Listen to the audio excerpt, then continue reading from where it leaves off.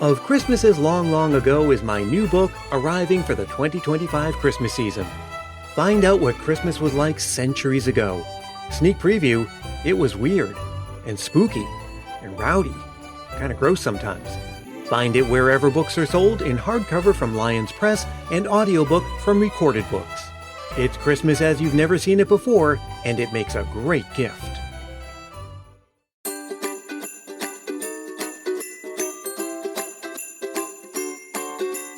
Everyone loves a good underdog story, and if that underdog story also happens to be a Christmas story, well, that's even better. There's one underdog story that gets me right into the Christmas spirit every time. It's the story of a little guy who always felt inferior. He was smaller and weaker than his peers, and he wasn't included in their games. But he would go on to leave an indelible mark on Christmas.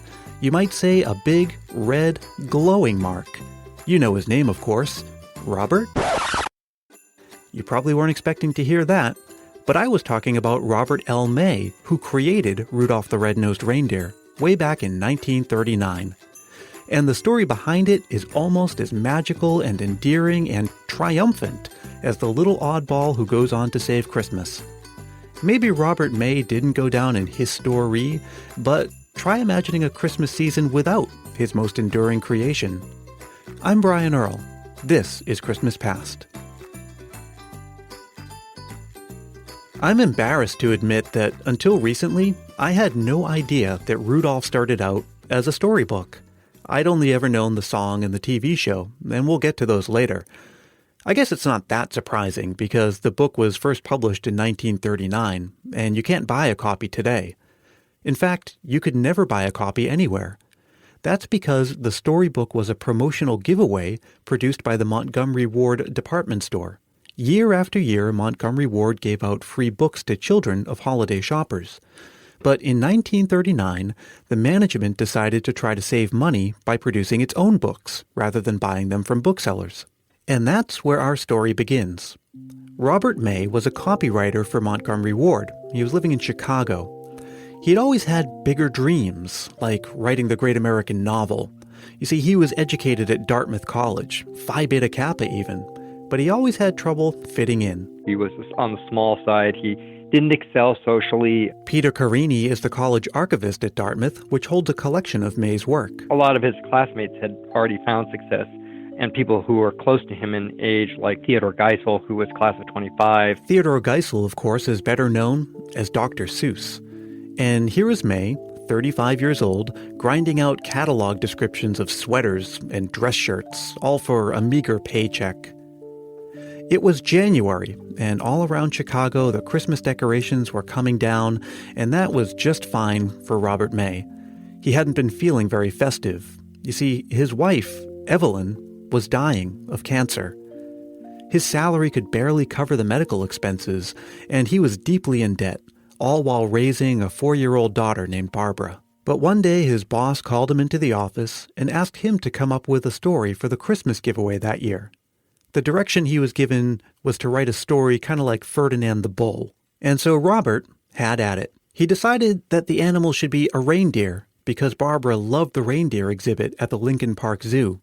And he wanted to do an underdog story, which was partly autobiographical. And he was inspired when he saw the fog rolling off Lake Michigan that made driving difficult and dimmed the streetlights.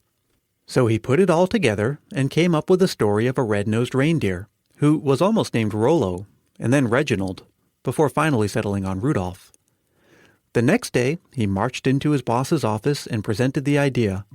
And as May himself would later write, the response he got was, "Can't you do any better than that?" No, his boss thought it was a terrible idea. He kind of scoffed at the idea of a reindeer, and he sent him back to rewrite it. It's also been said that the boss didn't like the idea of a red nose because of its association with chronic alcoholism. This was the time when W.C. Fields was a household name, after all. May, though, was really committed to this story and thought it was really good, so he went to his friend Denver Gillen, who was an illustrator for Montgomery Ward, and asked him to draw a mock-up for it. And he brought it back to his boss, who looked at it and had a completely different reaction once he could see it with the illustrations attached to the story. And he was like, "This is brilliant. This is great, we're going to go with this.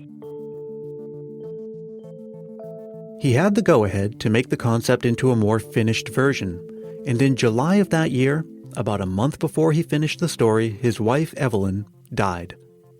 His boss offered to take the assignment off his plate, but as May would later write, he needed Rudolph then more than ever. He kept at it until the story was finished in August. The story is told in rhyming verse and tells the story you're mostly familiar with, but there are a couple of surprising details in the original.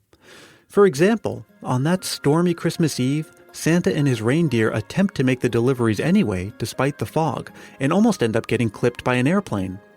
And when Rudolph blushes, his whole body turns red. It's really a wonderful story, and thank goodness for the internet because you can find it online. I'll have a link to it on my website, christmaspastpodcast.com. That year, Montgomery Ward gave away about 2.5 million copies of the book at their stores all across the country. The book was a big hit for Montgomery Ward, but it did relatively little for the workaday wordsmith behind it, who was still buried in debt. May was even approached by a publisher who wanted him to do a spoken word recording of the story, but he couldn't because Montgomery Ward held the copyright. And then, something amazing happened.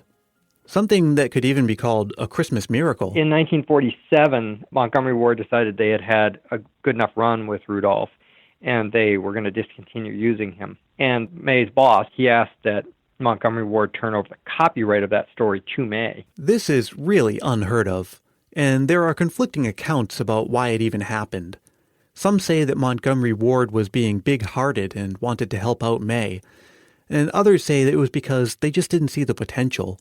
More than 6 million kids already had the book, so what else could they do with it after that? You can believe what you want, but May definitely saw the potential. He even went to Disney with the idea of doing something with the character. Yeah, he did try to pitch it to Disney. They were not particularly interested at the time. It didn't matter, because it just so happened that his brother-in-law was Johnny Marks, a songwriter who specialized in Christmas songs. You know, Rockin' Around the Christmas Tree, Holly Jolly Christmas, Silver and Gold?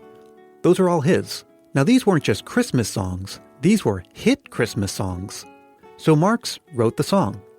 A singer named Harry Brannon sang it originally. But in 1949, the singing cowboy himself, Gene Autry, recorded a version, and it shot to number 1 on the charts. And I think that generated then 2 movies, a short that was done in the 40s, and then the 1964 Animagic TV special that we're all very familiar with.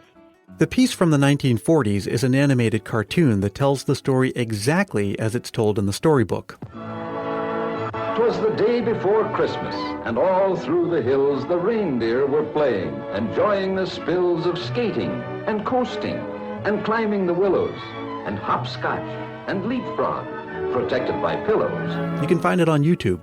I'll have a link on my site. The movie's actually quite a different story.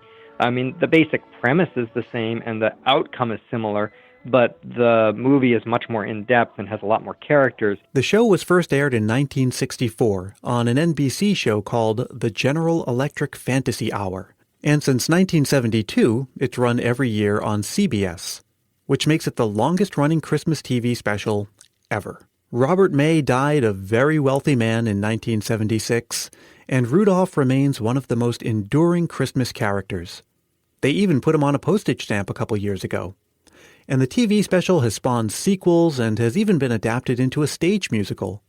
It's touring the country in November and December of this year and may be coming to a city near you. You know, watching that Christmas special year after year is one of my favorite Christmas memories. And I think a lot of people do this. When they think of Christmas memories, they go into their distant past, their childhoods. But one of the great things about Christmas is that every year we're given a chance to make new memories, like this one from Kathy in New Jersey.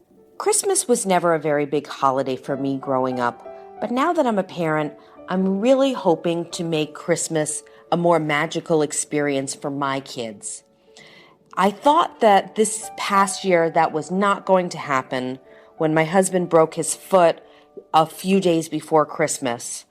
On December 23rd, we were scheduled to host about a dozen people, and that was pretty tough and stressful.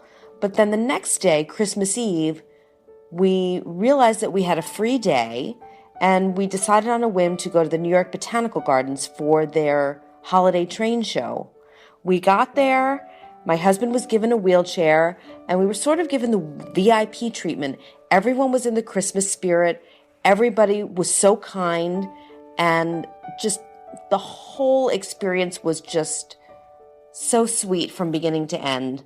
And afterwards, we came home, we read 'Twas the Night Before Christmas, we put out cookies and carrots for Santa and the reindeer, and ended up having a wonderful Christmas Eve. If you'd like to share a memory, it's super easy. All you have to do is record a voice memo on your phone and send it to me at christmaspastpodcast@gmail.com.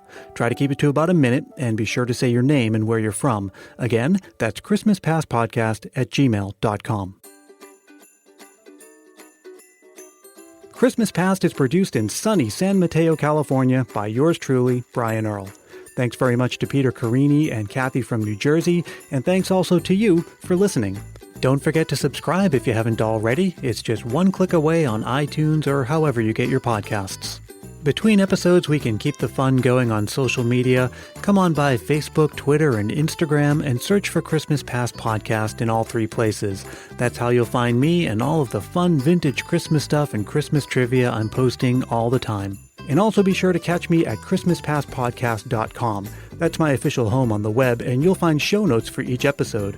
For this one, I'll include a link to the old storybook, the cartoon from the 40s, and information about the music you hear on the show. Again, that's christmaspastpodcast.com. Thanks again for listening, and I hope to see you next time.